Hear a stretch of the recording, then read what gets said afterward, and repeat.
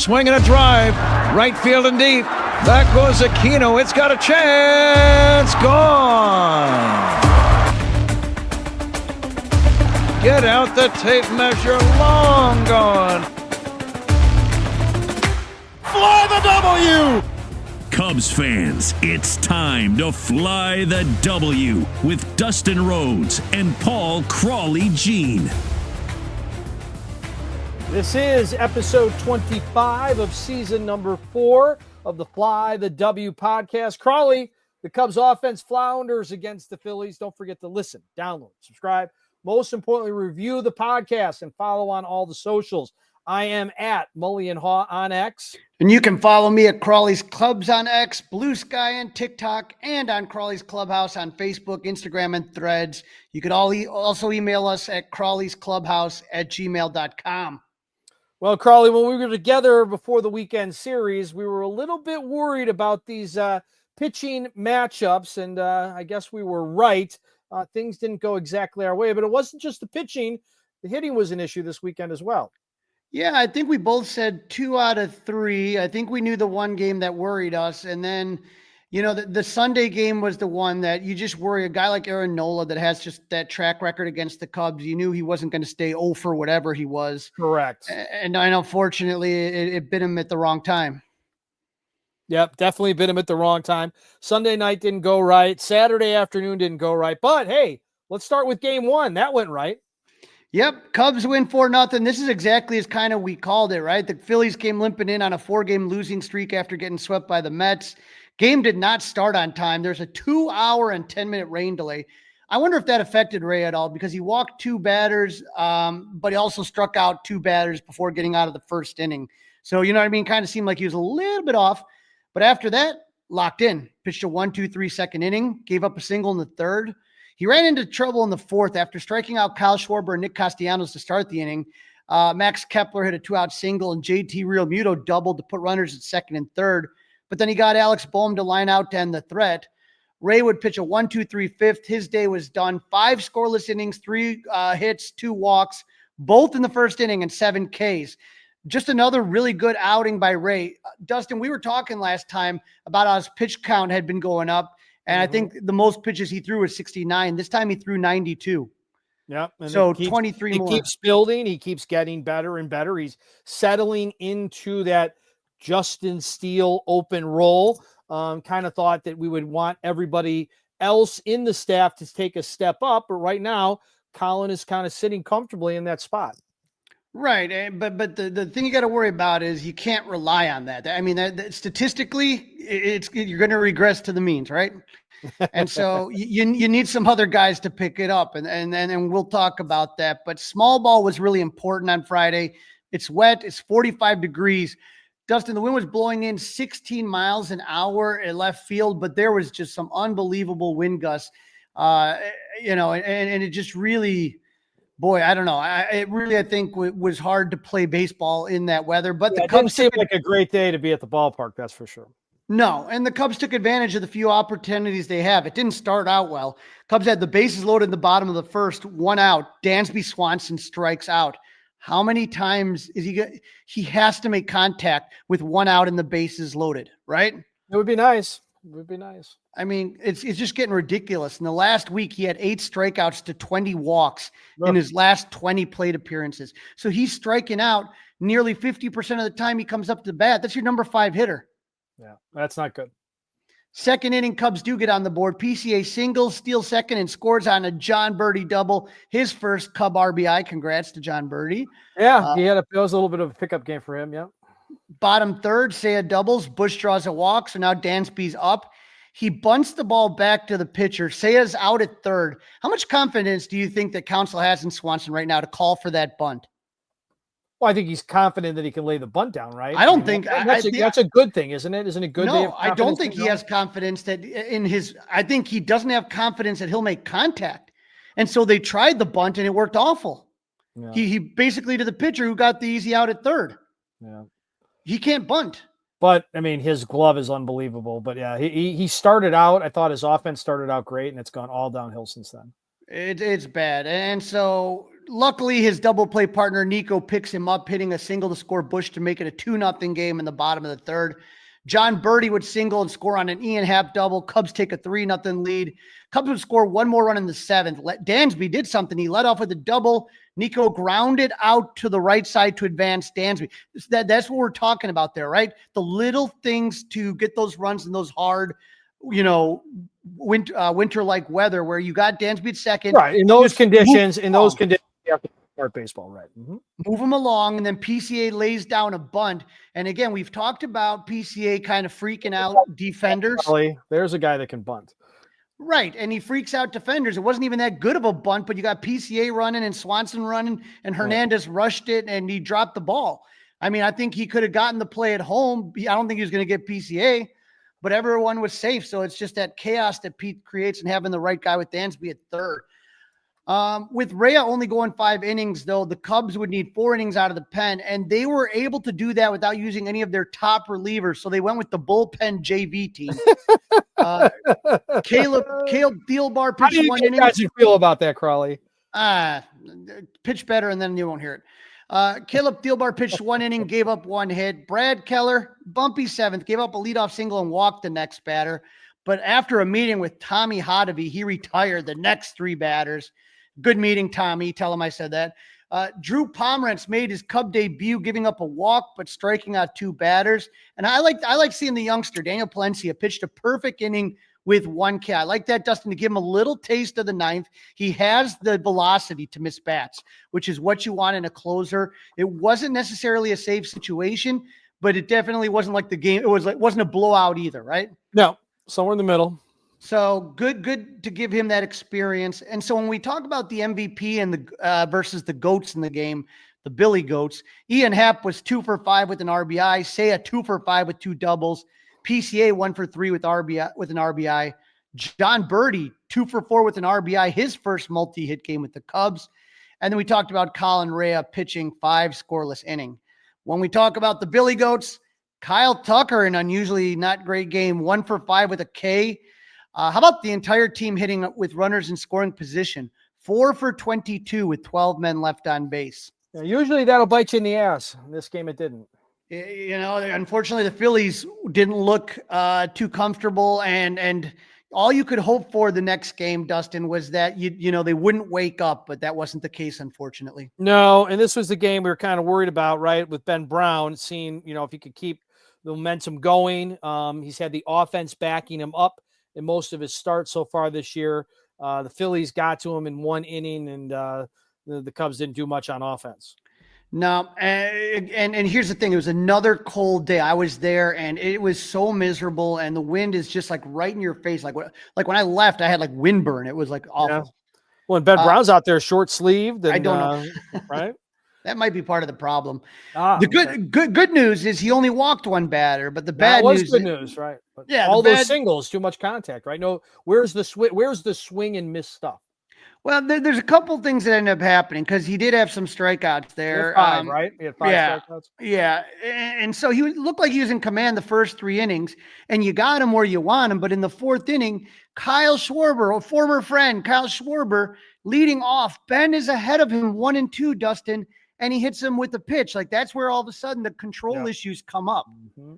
And you can't. We talked about this, how the Phillies are a patient team. They're not going to swing at garbage. You're going to have to attack them. You're going to have to, make your pitches. They're not going, they're not going to make outs for you. And so that was a mistake. Then the Phillies back-to-back singles to load the bases with no outs, right? So bases loaded, no outs. This is the one that pissed me off. Max Kepler pops one up. Wynn played with it a little bit, but to me, once again, it's Ian Happ's ball. Dansby wasn't going to make the play. John Birdie was nowhere close. I don't even know why John Birdie was running out there, to be honest with you. But that was Ian's ball. He just kind of looked at it and watched it hit the ground, like didn't even put a glove out for it. I don't know what he was doing there. Very questionable. Just so Very irritating. And so now the Phillies have a 1-0 lead, and that's when the floodgates open. Alex Bohm singles, Johan Rojas hits a sac fly, Bryson Stott singles, Trey Turner flies out, And then Bryce Harper would double, which would knock Brown out of the game. Cubs down 6-0. Drew Pomeranz comes in second game. He gets Schwarber to pop out to end the inning, but the Phillies bat around. Brown goes 3 2/3 innings, gives up 6 runs on 9 hits, 1 walk, and 5 Ks. Craig Counsell was pretty adamant that they need more length out of him. Yeah, pretty blunt. And that's the thing, is that he's got to do better, and Ben knows it as well. And you saw better on the other side with Jesus Luzardo. We talked about the possibility the Cubs were thinking about getting him, and they didn't like the medicals, but boy, he looked healthy because, we said the Cubs were never hit Luzardo well. They slashed 152, 253, 258 against him, and he continued his domination of the Cubs. The Cubs didn't get their first hit until the 5th inning, and that shouldn't even been a hit because Luzardo should have been out of the inning, right? Right. Amaya reaches on a fielding error by Trey Turner, and it's funny because I got this Phillies fan next to me, right? And the Phillies fans' reputation. I mean, oh my God, you would think that error cost him the game the way that he was stereotypical. He was right on. He was in full character. He was right on. Central casting, if they like to say. 100%. He was riding Trey Turner.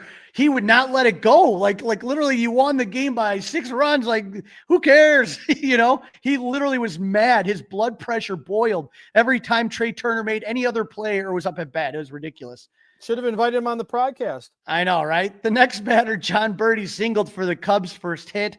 Happ walked to load the bases, and Seiya Suzuki drove in 2 runs to make it a 6-2 ball game.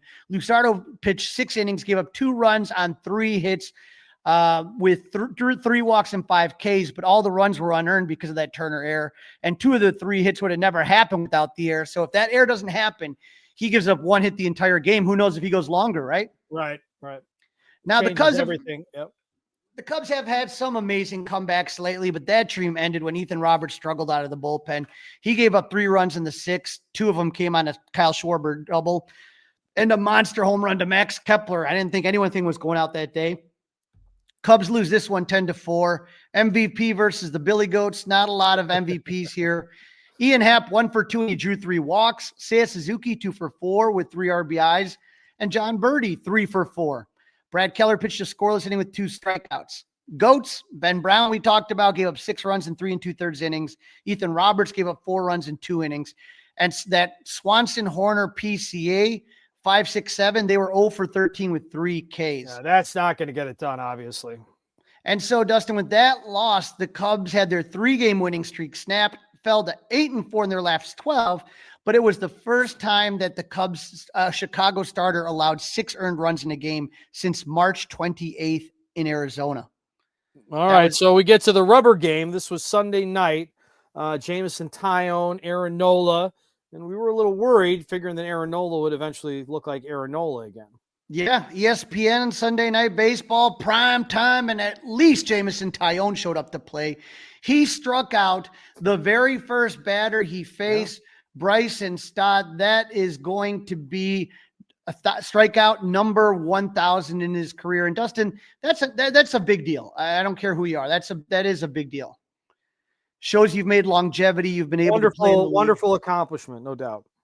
His offense gave him a little run support in the 2nd inning. Nico Horner hit a double, 2-out double. And then Mr. Primetime, PCA. Is there anyone who's better when the lights are on him? He hits a double that just missed being a home run. Yeah. I thought that was a basket shot. Yeah. Cubs were up 1-0, and it was Pete's league-leading 13th extra base hit since April 12th. He's had 7 doubles, 1 triple, and 5 home runs in that time. His 16 extra base hits this season are tied for 5th most in Major League Baseball. And in his last 23 games since March 31st, he's batting .333 with 9 doubles, 1 triple, 5 home runs, 18 RBIs, and a .991 OPS. Wow, that's something. Now, unfortunately, that lead didn't last long. Top of the 3rd, 1 out. Bryson Stott, who we mentioned, was on the hot list. He hit a triple, and Trey Turner tied it on a single. Trey was caught stealing on a beautiful throw by Miguel Amaya. That was a great throw. Thing of beauty is right. That's a good way to describe it. It was a thing of beauty. Taillon would then sit down the next 12 Phillies he faced until JT Realmuto hit a 2-out single in the 7th. J-Mo got the next batter, Max Kepler, to ground out, ending his night. But for Jamison, he gave up 1 run on 5 hits in 7 innings with no walks and 2 Ks. Dustin, that had to have been his best start of the season, no doubt about it. No doubt about it. No doubt about it. Now, J-Mo has allowed 3 runs or fewer in 5 straight starts since April 2nd with a 2.76 ERA. And he has a 2.24 ERA in 18 starts at Wrigley Field since the beginning of 2024. So Wrigley J-Mo is a different beast. Yep. Unfortunately, the offense did next to nothing. Aaron Nola, who came in with an 0-5 record and an ERA over 5, continued his domination of the Cubs. He pitched a season-high 7 innings. He gave up a season-low 3 hits and only 1 run, walking 1 and striking out 6. Now, Dustin, here's where it gets interesting. In the 8th inning, Porter Hodge came into the game first out of the pen. He walked the first batter he faced. I don't know how many times we got to say about walks killing the pen. Luckily, he got Johan Rojas to ground into a double play with Nico making a highlight reel play. Lunged to stop the ball, kind of deflected it, then picked it up. He deflected it like with his glove and like picked it up and tossed it horizontally to Dansby, who threw it to Bush to turn the 4-6-3 double play. That was gorgeous. And then Ryan Presley made his first appearance in a week since getting his knee drained. And how about that? Little bit of rust. He got the first 2 outs without a problem, but then he walked. He looked like Ryan Presley. That's what he looked like. Right. He walked Kyle Schwarber, and then Nick Castellanos hit one 355 feet that missed the lip of the basket by inches, Dustin. And then, so, okay, you got out of that. Now you're going to the bottom of the 9th, top of the order up, Hap, Tucker, and Suzuki. They do nothing. Julian Merriweather comes in top of the 10th. You got the Manfred man on. He walks back-to-back hitters to load the bases. Alex Bohm hits a sac fly to make it a 2-1 game. Now, okay, not the end of the world because the Cubs will get the Manfred man in the bottom, right? So a 1-run lead is not insurmountable in that situation. You already got the runner in scoring position when you come in. But the next batter, Johan Rojas, hits one to Michael Bush, who throws out JT Realmuto at the plate. So now you got 2 outs. You're still only down a run, but then Merriweather walks his 3rd batter to load the bases again. And then Trey Turner beats out an infield single to Vidal Brujan to make it a 3-1 game. For some reason, everyone freaks out at Vidal for not charging it. I don't know if he gets it anyway. Well, okay, let's hold on a minute. Hold on, because I'm one of those guys, Crawly. Yeah, I'm one of those guys. How about attack the ball? Okay, Mm-hmm. how about let's just start there. Or how about this? Bases were loaded, right? Right. Bases were loaded. Why not run to third? You got to know who's in the batter's box. You got to know that guy's busts his rear end down first base line every time. So at that point, you have to know what's up, or try to throw the guy out at home. Here's I don't think he gets the guy at home. Here's what I'll tell you. Every year there's somebody that people irrationally hate. And for the last couple seasons, it's been Miles Mastrobuoni. That everybody hated him. Now this year it's Vidal Brujan. This is both guys, Mastrobuoni, Brujan, whatever. They're the 26th man on the roster. They're the first one that'll be gone. They didn't lose the game because Vidal Brujan didn't make that play. And like Miles Mastrobuoni, you're putting a guy at third base that's not a third baseman, and then you get mad at him when he doesn't make a play because he doesn't have experience at third base. Why are you mad at him? Well, what's he on the team for then? I thought he was supposed to be because he can run and knife. he can play. He can run and he can play multiple infield positions. But he's not a Gold Glove third baseman, Dustin. That's not what he is. You didn't get a third baseman. You relied on Matt Shaw and hoped that would work, and you prayed to the baseball gods on a kid that never played above Double-A, and it didn't work out. And now this is what you have because of that. So you want to blame Vidal Brujan? Go ahead. I'd get mad at Jed Hoyer. Because that is not what he's not a Gold Glove third baseman. I would say he's barely an average third baseman. So if you expect him in the 10th inning with everything going on like that to make a phenomenal play, which the throw to home would have made the phenomenal play, the throw to first would have been a phenomenal play, that's not going to happen. I'm sorry. And if you want to be, why wasn't anyone this mad at Ian Happ for not catching that ball, that pop fly? Why was anyone not as mad at that play? Why was everyone not as mad at Ian Happ?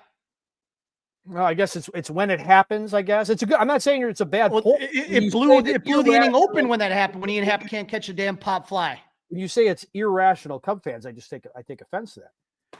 Oh, come on. If the shoe fits, Dustin, I'm just saying. I'm also like the president of the anti-Miles Mastrobuoni Club. What I'm telling you here is that you didn't lose this series because of Vidal Brujan. No, you lost because you couldn't hit with runners in scoring position. Totally accurate. And let me ask you a question here. Craig Counsell went out of his way to single him out.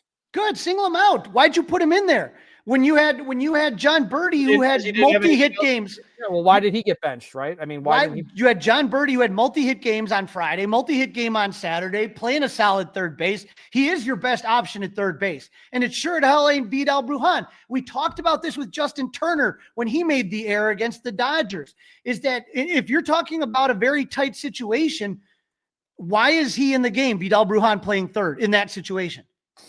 No, they figure they got to give him a day, right? But there's a difference between giving the guy a day. He had a day. We're talking in the 8th inning now. You can sit him down. He had a day. Well, you could have. You're saying at that point, what you're saying is that you could have subbed him out after 6 innings. Yep. When you it's a 1-1 ball game. Yep. I do not have Vidal Brujan playing third, and I don't have Justin Turner playing first. It ain't rocket science. Yep. Those guys can't do it. I don't disagree. You're probably right, but I'm saying when you're asking the question why the reaction happens when it happens, okay, I'm trying to give you an answer because it was at the end of the game, because the Cubs had life, because the Cubs lucked out that the Castellanos ball didn't reach the basket, right? I'm trying to answer your question. And what did they do in the bottom of the 10th when you're still only down 2 runs? 1, 2, 3. There you go. 1, 2, 3. Okay. Well, what was it? Jordan Romano came in. Right. As the title of this podcast says, the offense flounders against the Phillies, and that's a good title. So the title is not Brujan. Brujan blows it. Yeah, Brujan blows it. Brujan should have charged the ball. That's not the title. Okay, it's a 3-game series. It's not a 1-game series. But you're asking a question of why. Irrational Cub fans. I'm one of them. Why we get upset with things, and that's why, because it's the most recent thing to remember. If that's what you remember, that's fine. I remember a lot of bad offense, and I saw a lot of bad plays from other people. I just kind of feel like every time there's just one guy that fans seem to target. This year seems to be Brujan when he makes a great play. And the other day with the Dodgers, he's stealing a base, right? Yeah, and he has the base stolen, but then he slides through.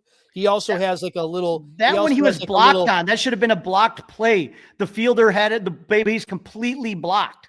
He also has like a little smile on his face that I don't. God forbid he smiles. God forbid he smiles. Well, not when you make an error. When you make an error, Crawly. Hey, this is a great question for the audience. Okay, we're doing this thing live right now. So if anybody wants to respond to what Crawly and I are discussing, feel free to jump into our comment section. Also, we've got a new email address. Right? Crawley'sClubhouse@gmail.com. Crawley'sClubhouse@gmail.com.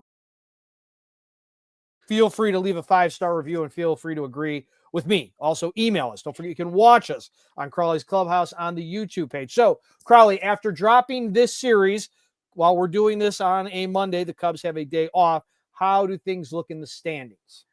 So if we take a look at the NL Central, the good news is the Cubs are still in first place at 17-12. And Dustin, again, they just got through the hardest portion of their schedule. We would have taken it any day of the week. It's just, you see some holes and it makes you nervous. The Reds are 15-13, Milwaukee 14-15, St. Louis at 12-16, Pittsburgh 11-18. Now, for me, Dustin, when I look at this thing, I'm telling you, if you remember last year, it was the bullpen that really started out bad, but the offense was pretty good, especially with runners in scoring position in April. They just floundered in May and June. I don't think that's going to happen because Kyle Tucker's on this team and guys are playing where they're supposed to play, like Ian Happ leading off.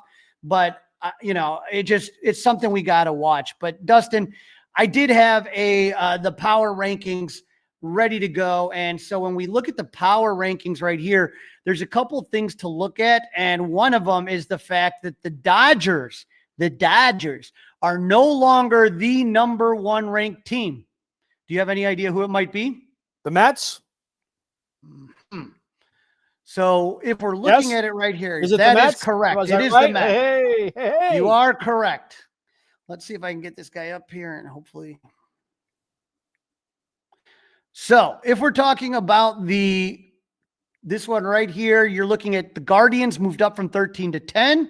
Rangers moved from 10 to 9. Mariners all the way up to number 8. Good week for the Mariners. Good week. From 14 to 8. Yankees are down 1 from 6 to 7. Giants are up 1 from 7 to 6. The Tigers were at 8. They are now at 5 at first place in the AL Central. The Padres were at 2. They dropped down to 4. Cubs are up to number 3. Number 3, previously 4. Dodgers moved to 2. And like you called it, Dustin, the Mets are number 1 in the power rankings. But good to see the Cubbies in the top 3, right? That's right. Now, a couple things here. I wanted to let our listeners know because I was pissed off the other day. I don't know if you could tell. There was a scoring change that screwed Shota Imanaga. Did you see this? I did not. You remember the Gage Workman, the game I went to on Tuesday? Gage Workman ends up sitting there, and there's a ball that he kind of lays. It's the leadoff batter was Shohei Ohtani, and Gage Workman lays it. It leads to a 3-run home run by that weasel, Tommy Edman. They changed it, Dustin. They changed it to a hit for Shohei Ohtani. So now those 3 runs that were unearned off of Shota Imanaga, those now count as earned, and they screw up his ERA. That stinks. So I am tired of MLB kissing the Dodgers and Shota Imanaga's ass. And there is absolutely no reason. That ball was clearly an error. I need someone from MLB to explain to me how you say almost like 4 days later that that's a hit. If that's the case, especially 4 days later, right? Come on. If that's 4 days later, what's the point? If that's the case, Dustin, then I want Kerry Wood to have a no-hitter. I want that error charged to Kevin Ory from 1998. That's crap. So if MLB wants to do that to Shota Imanaga, then give Kerry Wood the no-hitter, charge the error to Kevin Ory. That's all I got to say about that. I do want to give kudos to the Chicago Cubs. I was at the game Saturday. This is the Clark bobblehead. Take a look at this beauty. I am telling you, Dustin, this is probably the hottest bobblehead that the Cubs have released since the final out bobblehead. It is heavy as hell. The detail, this is the exact way that the scoreboard looked that day, the original scoreboard. Those were the actual games. That's not just like teams that they put on there. They got the 120 start, so the game was obviously flexed by Fox there. And then he's kind of climbing up the back of the scoreboard. He's got his jersey number. Absolutely an amazing. Pretty sweet. Amazing. Pretty sweet. Probably one of my easily top 5 bobbleheads that the Cubs ever released. Wow, that's saying something. Yes, sir. Speaking of bobbleheads, I went down to South Bend on Sunday. I did go to South Bend to see the South Bend Cubs and all our friends over there. And I got to see a lot of different friends. My friend David Elliott, you can rent the owner's suite there. So we had Andrew Berlin's suite. And so Scout's Eye View, a good friend and listener to the podcast, was there with his wife and his daughter and his lovely granddaughter, Presley. And it was just a great time. I got this. There's a new bobblehead in South Bend, Ivy. So that was a really cool bobblehead. And again, they just, my friend Danny Rocket sang the anthem. I was the fan of the game. So if you were watching Marquee, watching the game, you saw me waving. And I got a coupon for a Bud Light and a pretzel for my next trip. But Dustin, you got to take the family to South Bend and just try it one time. And really, it's 2 hours away. The drive's not bad. Everything is just so much cheaper than at Wrigley. They put on one heck of a show. Chris Hagstrom, Brendan King came by, friend of the pod, came in, said hi. We just had such a fun time. Jefferson Rojas is down there. Christian Hernandez is down there. Those are 2 of the Cubs' best prospects, and they got some good pitching prospects as well. But, you know, it's just a short drive. It's a lot of fun. They're working on construction right now, so they're building a second tier to the stadium. And they're building up a new restaurant kind of complex, like a 2-3 story complex. So there's a lot going on to South Bend. So anyone that hasn't had a chance to go to it, I recommend going this year. As always, I love those guys down there. Always a blast. Very, very cool. All right, so we got to get into some roster happenings, correct? Yes, sir.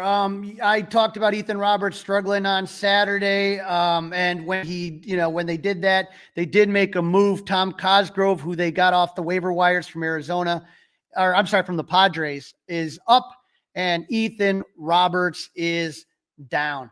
And so, take a look here. Scout's Eye View is watching. He's commented, always great having you at South Bend. Great family. It was so much fun seeing those guys. But Ethan Roberts, hopefully he can come back. But we'll see. This is another lefty, Dustin, Tom Cosgrove. So the Cubs got him for cash after San Diego DFA'd him. Speaking of cash, the White Sox claimed Gage Workman. We talked about him earlier. They worked out a trade with the Cubs for cash considerations. But, Council talked about it. You're just, when you're a postseason team, you can't have an everyday guy sitting on the bench doing nothing. It's not going to work for the season. And so it's going to work on the White Sox because you can start them whenever. It doesn't matter. You know what I mean? Every game doesn't matter like it does for the Cubs. The White Sox know they're not going to the postseason. So you can play Gage Workman every third day, and who cares? Right. Doesn't matter. He can learn on the job. Not a big deal. I think it'd be a big asset for that team. He could. He's a really good player. The Cubs saw what they saw in him. They wanted to keep him. It's just the Cubs got off to a way better start than they thought. And Gage just didn't do well with the glove. I don't know if it was rusty or not. If he could have been a good fielder, they would have kept him. And he just had too many errors. Ryan Brazier, he has that left groin strain. He threw off the mound on April 26th. And so live BP is next. Tyson Miller, this is the one I'm watching, Dustin. He's expected to return sometime in April, May. He threw one scoreless inning on April 23rd. That was in his third rehab outing for the Cubs, but he can, who knows? He's going to start doing back-to-backs and stuff like that. That's going to be exciting. And then finally, Javier Assad is that oblique's not getting right. Nope. And so at the earliest, Dustin, June. So he's not coming back in May. At the earliest, we're talking June. And here's the thing. In the meantime, they got to try to get Wicks right then. You need guys to give you length, and that's the problem. Is Ben Brown can't go 3-4 innings. You can't blame Colin Ray. He wasn't stretched out, but he's given you 5 innings. To ask a bullpen to go 4 innings, that's very taxing, and it's a problem, and eventually it's going to hurt the bullpen. And that's why maybe, you and I both talked about it, where we were kind of surprised, like, Council's left a guy in a little longer than we thought. He's trying to give the bullpen a breather. Right. These guys, and that's where J-Mo going 7 before an off day was so huge and hopefully, like I said, they have a couple, off days more because of the Tokyo trip, but they got to get some depth out of some of these guys. Colin Ray, I don't blame him, but you can't have Ben Brown going 4 or 5 innings, 3 innings. That's not going to cut it. He's got to go 6-7 innings.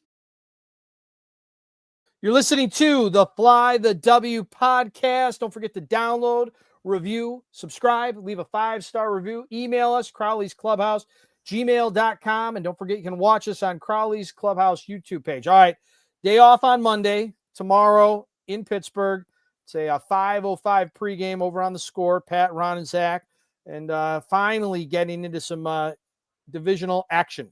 How much do you love these East Coast starts, Dustin? Love a 5:35 first pitch.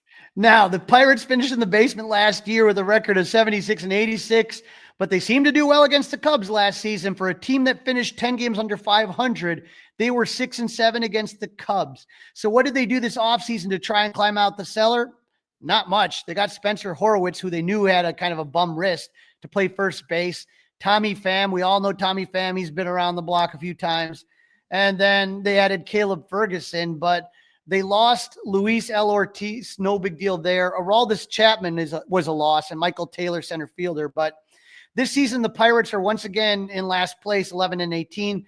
They're 6-7 at home and 5-11 on the road.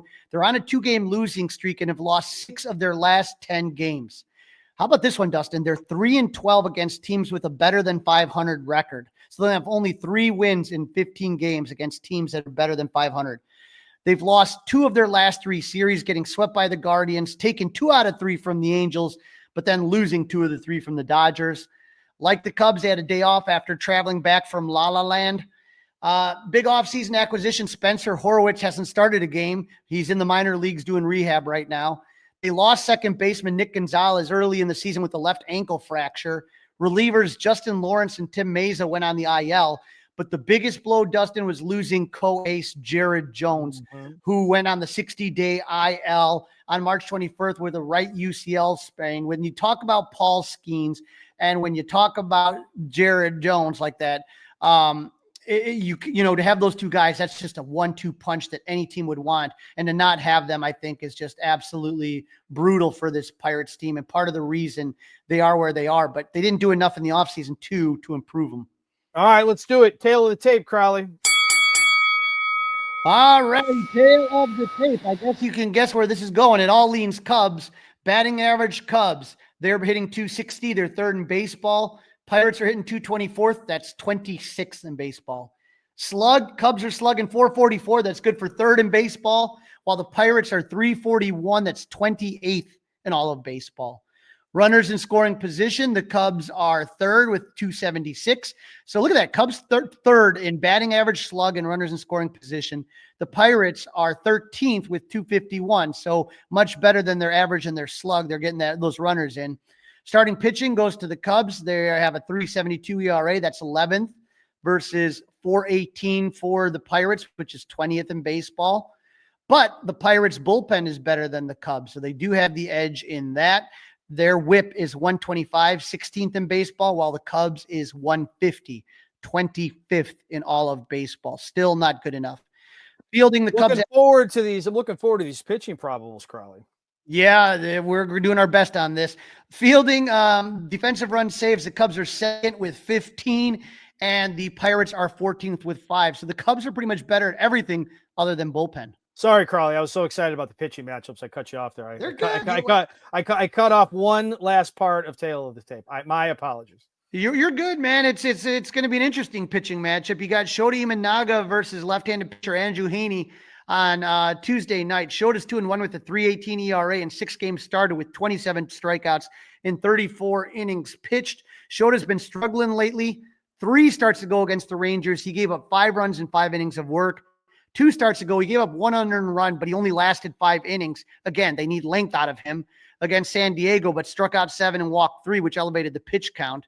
And then his last start against the Dodgers at Wrigley, he gave up 5 runs and 3 home runs in 5 2/3 inning. Remember what I told you? They changed those to earned runs, which is a bunch of crap. But one of the most worrying trends has been the 7 home run balls he's given up in April. Shota is 1-0 against the Pirates in 2 starts with a 0 ERA and 14 innings pitch. This is his first time, Dustin, in PNC. No one has more than 6 at-bats against Shota, but Tommy Pham is 2 for 3. Andrew Heaney's 33-year-old veteran southpaw who's 2-1 in 5 starts. He has a sparkling 1.72 ERA. He has won 2 of his last 3 starts, although not against teams that are very good. 3 starts ago against the Reds, he gave up 4 runs in 6 innings, but he beat the Nationals by throwing 7 1/3 shutout innings and pitched 6 shutout innings in his last start against the Angels. Heaney is 0-1 against the Cubs in his career, making 1 start and giving up 4 runs in 6 innings pitch, 2 home runs in that start. Most of the Cubs have not seen him or have 2 or less at-bats against him. Justin Turner's seen him. He's 5 for 19. Get this, though, Dustin. Kyle Tucker is 1 for 13 against Heaney. He's your classic lefty junk baller. His fastball averages 90 miles per hour, but he uses his changeup off that along with his slider and curve. But he's not a guy that's going to really throw some heat. Game 2, we got Matt Boyd versus Carmen Mlodzinski.